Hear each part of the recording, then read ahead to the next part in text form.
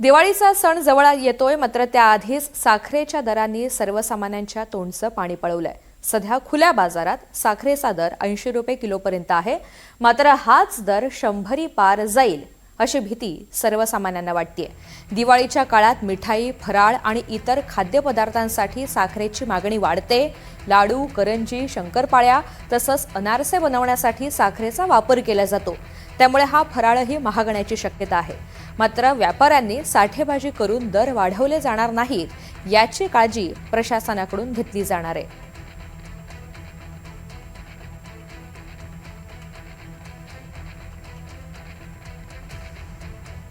दरम्यान साखरेचे दर वाढल्यानं सर्वसामान्यांची चिंता वाढली आहे, तर हे दर वाढवण्यामागे कारखानदार असल्याचा आरोप व्यापाऱ्यांनी केला। छत्रपती संभाजीनगरच्या मोंढा मार्केटमध्ये नेमकी काय परिस्थिती आहे, या सगळ्या संदर्भात सविस्तर आढावा आमच्या प्रतिनिधींनी घेतलाय, पाहूयात। हा आता कडू झाली आहे, त्याचं कारण म्हणजे साखरेचे भाव वाढले आहे।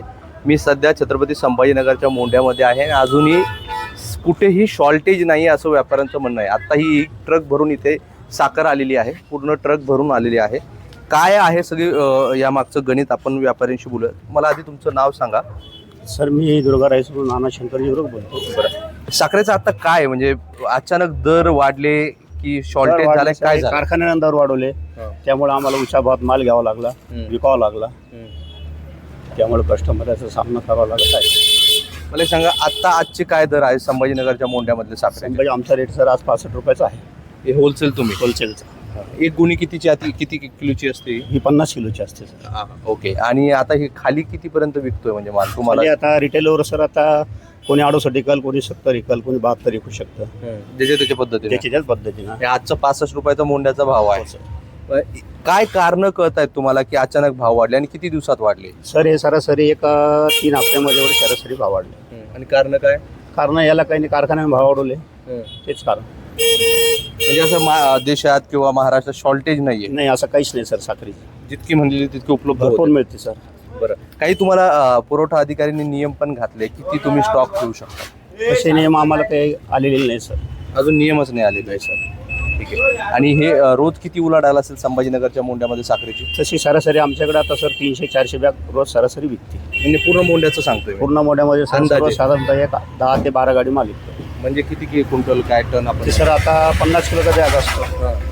आता कोणाची गाडी 15 टनाची असते, कोणाची 35 टनाची असते। एक अंदाजे आकडा किती सांगता येईल मग? अंदाजे सरासरी 10 ते 12 गाडी माल विकतो। 10 ते 12 गाड्या संभाजीनगरच्या मोंढ्यामध्ये, जिथून हे सगळ्या जिल्ह्यात साखर जाते, तिथे 10 ते 12 अशा ट्रक रोज साखर येते आणि त्याची उलाढाल होत असल्याचं व्यापाऱ्यांचं म्हणणं आहे। मार्केटमध्ये शॉर्टेज कुठेच नाही आहे, पण दर वाढवले आणि याला कारखानदार जबाबदार असल्याचं व्यापाऱ्यांचं मत आहे।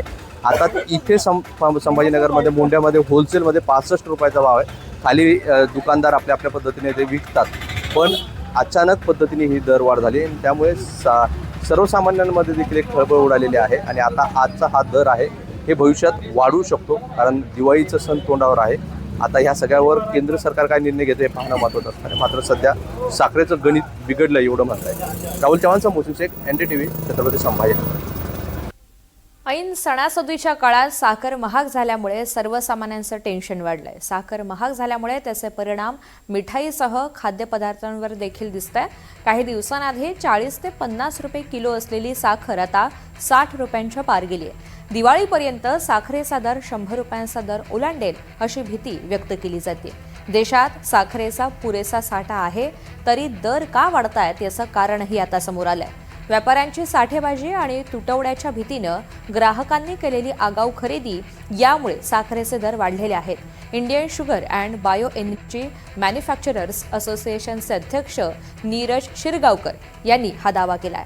साखरेचा साठा पुरेसा आहे, त्यामुळे उगाचच नागरिकांनी घाबरून जाऊ नये असं आवाहन सुद्धा इस्मानं दिलंय।